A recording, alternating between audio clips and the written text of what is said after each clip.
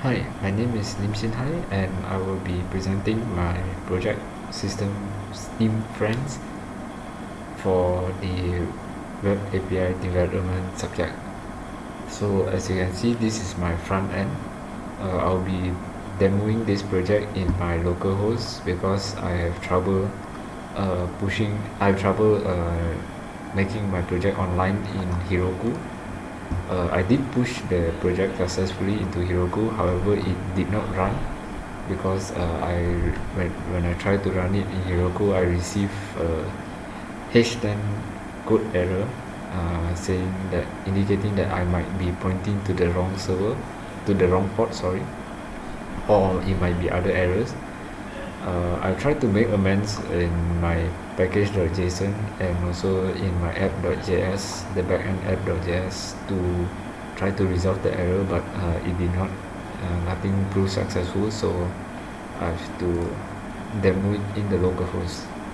So I'll be showing you the front end first and the problems that I have in the front end, and before we go to the back end process of this API. So first, when you come into the website, you will be shown this one. This is the navigation bar.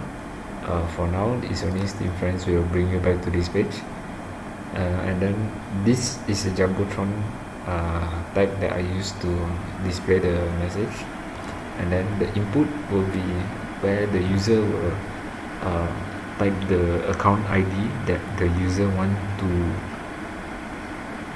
insert into the database and find from the API that I will be calling. So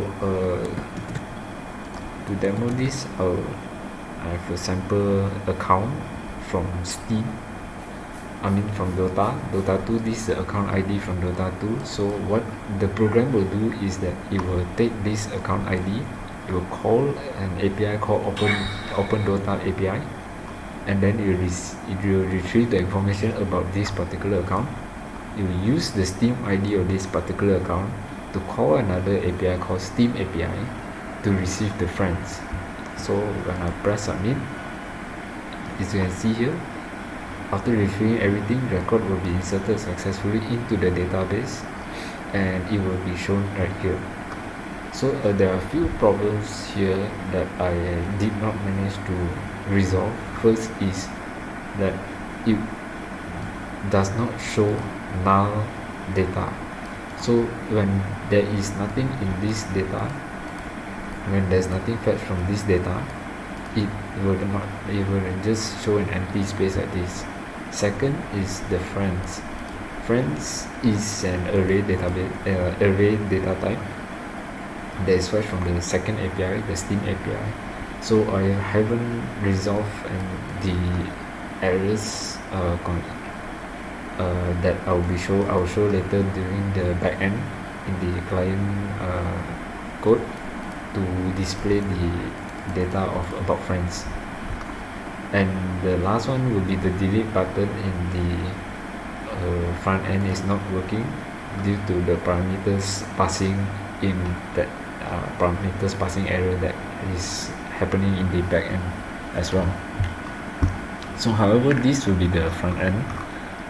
There will be a delete button to delete this record.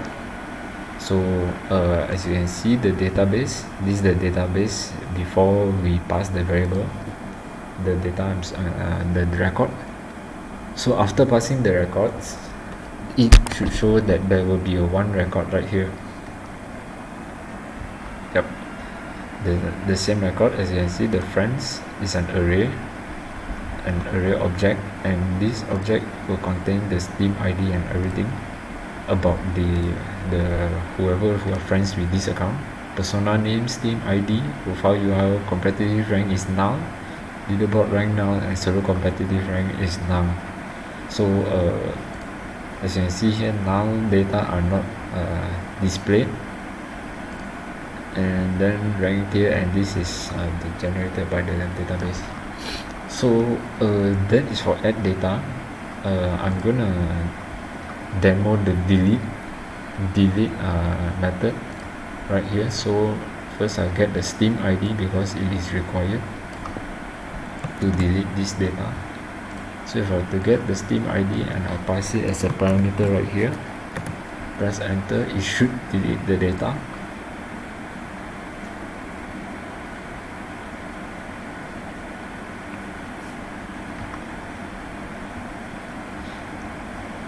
And yeah, the data is deleted. So this right here is the front end. Now we'll go to the back end to see what is happening behind all this. So the back end, first of all, I'll show you the connection file. This is the file where it will connect this program to the MongoDB. So I'll use Mongoose to connect. I'll declare the port right here. So process.env.port is actually a method to retrieve the port number that is assigned by Heroku, because you can't hard code the port and expect Heroku to connect you to that port, because some other people might be using it. So to get the port number, this will be the method to use. Path is also used. The path module is also used to connect the Heroku to my application, my client side application. So this is my database connection string. As you can see, this is the username and password, and also the database name is right here inside the database string, connection string. So I use Mongoose to connect. This is to indicate the path that has been created by Heroku, or by default is this connection string. And if it's successful, the console will display the message connected to database right here. And then if not, it will show an error message. And this part right here is to send my client side file, basically the client side that we saw just now, into Heroku. So process.env.node_env is a method to determine whether my application is running in Heroku, and if it is, it will return the value called production. And if we return the value called production, we will send this client/build file. As you can see right here, all this will be uploaded into Heroku using express.static. So when we send the file, we want to display the index.html, so we will have to declare a path for Heroku to follow into index.html to show the first page of the client side. So this is my schema that I've declared for my database. It is the data structure, basically on how it should look like, how the data in this database will look like. After declaring the database, we will declare a model called record, and we will export it to app.js.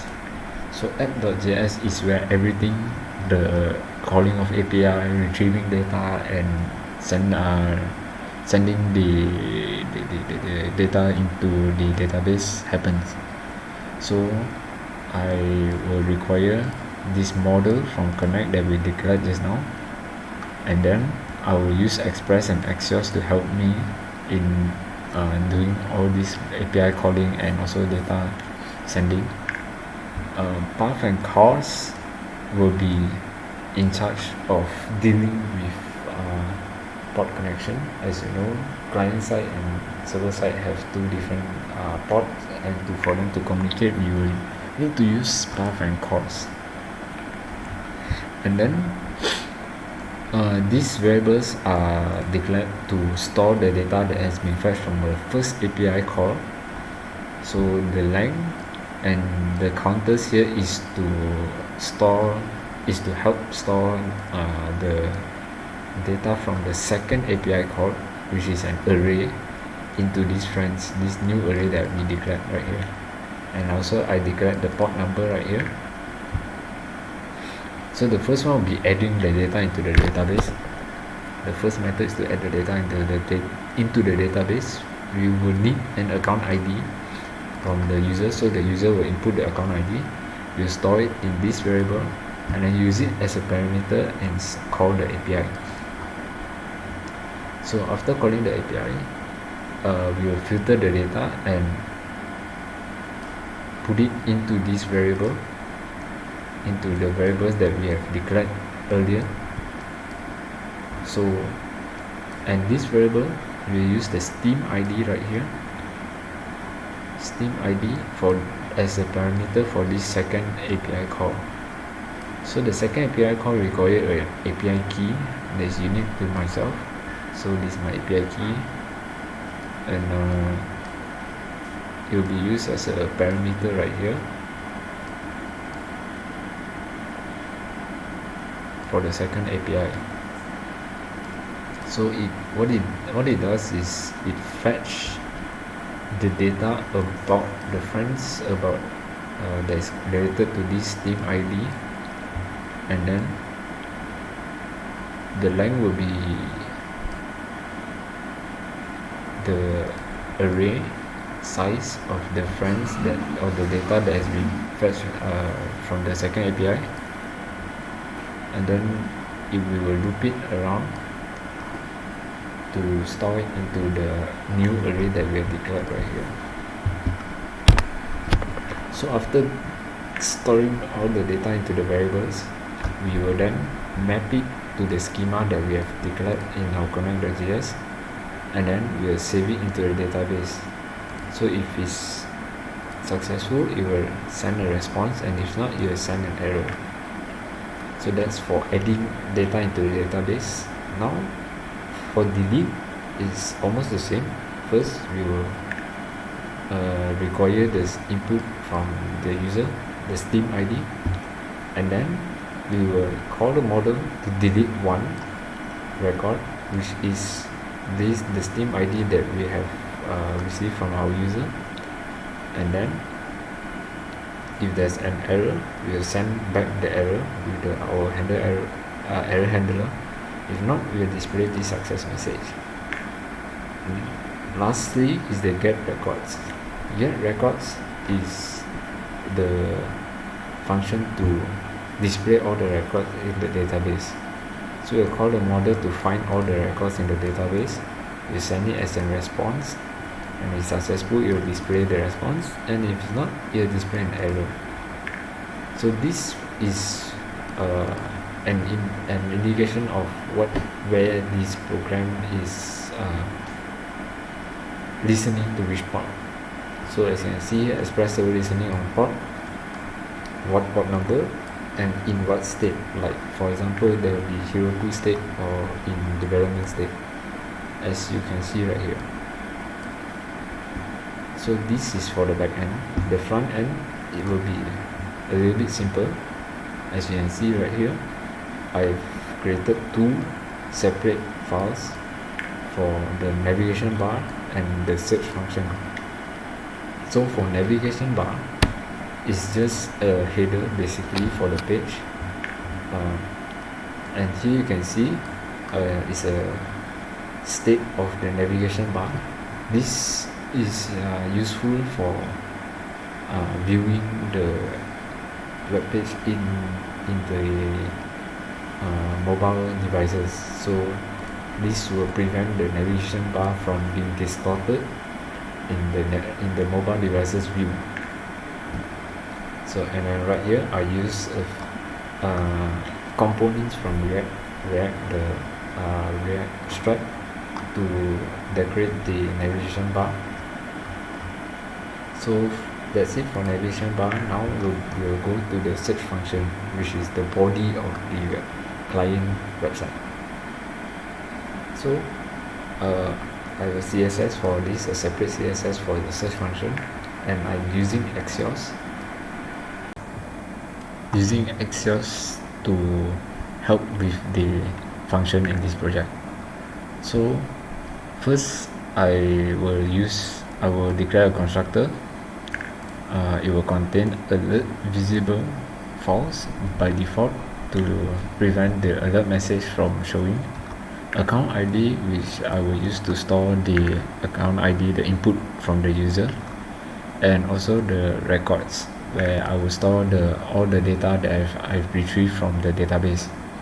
So these are the functions for adding and deleting the data. So component did mount will indicate whether there is mounting of data from that I've collected from the database to get to this to anything that I've declared right here, the variable that I declared. So if there is that process happen, it will call this get records function. So on change event means that whatever that the user is typing in the text box will be shown live when the user types, which means that if I were to type 909, it will show 909 accordingly. So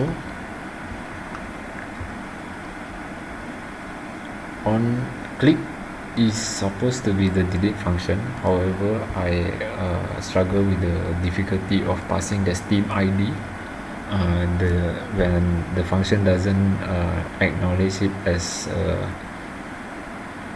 property to that I can pass. So without the Steam ID, I couldn't implement the delete function into the front end to the client side. On submit is the delete function. So first of all, this is to prevent the page from refreshing and to prevent the page from creating a new URL when I click on the submit button, when the user click on the submit button. So this next one is to as a safe keep to make sure that the alert message does not appear. And then I'll construct a query string using the user input right here. As you can see, the value right here. So the user input, I will be using it as a parameter to complete the query string, and then I use Axios to pass it to the backend to process and pass the result back to me, back to the front end. So this, when I get the result, I'll set the alert visible to true to display the success message, and then I'll call get records to display the data from the database. So if it fails, I'll show the error, display the error. So get records right here is to retrieve the data from the database and to display it. So I will construct a query string right here, pass it, call Axios to pass it to the backend, and then process it, get the result. Now the result will be in an array because there might be more than one records in the database. So I will store it into these records as an array, and then I will console log to see whether it's stored correctly. If it's not, the error, I will display the error right here with console log. So now that we have the records, everything, it will be displayed in this render. So this jumbotron will be the part where as you can see right here, this part will be jumbotron to display this text message about the website, and then a form will be used to classify all the input components like the input text box and the success message and also the submit button. So everything will be inside this form, and then lastly will be how I display the records from the database. So since the database records will be fetched and into an array, so I'll have to use this map function, map method, declare a function, and also a key. So this key is in charge of pointing to which data I am actually referring to. So if I'm actually referring to the first data, this key will be 0.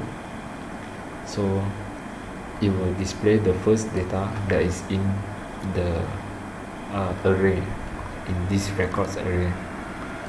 So I'll display the corresponding data, and then After that, you will go to the next data, and then I'll display it in another card instead of in the same card colliding with each other. So that is how I make sure none of it is colliding with each other and display in separate manner. And then that's it. I will export the search to the app.js, and that's all for my project. It's definitely a good learning experience for me. However, I have not done a good job at all for this project because I've managed my time poorly between this subject and the rest of my other subjects. Given more time, I would definitely improve the client side, make the delete function working, and also the appearance of the client side, and also resolve the errors that I face in Heroku. But the positive side is that my functions are all working, and I've got to at least make the add function working from the front end server, the client side. So that's it from me. Thank you.